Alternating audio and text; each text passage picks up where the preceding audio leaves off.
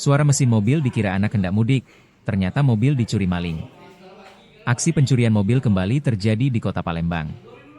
Kali ini, satu unit mobil milik warga di kawasan Jalan Pipa tepi Sungai Ogan, Kecamatan Jakabaring, raib diduga digondol pelaku saat dini hari, Jumat, 8 Mei 2026.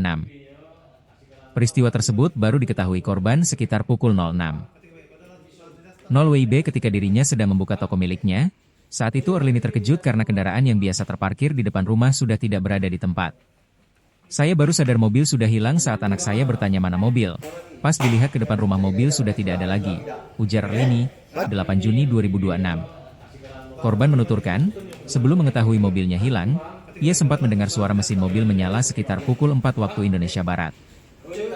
Namun saat itu dirinya tidak menaruh curiga karena mengira anaknya yang menghidupkan kendaraan untuk bepergian mudik.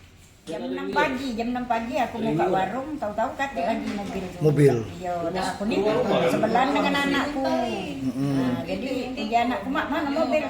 Nah, ini aku dengar tadi juga mobil itu hidup. Aku nih dengar jam 6. Aku lagi beres-beres dalam warung itu kan.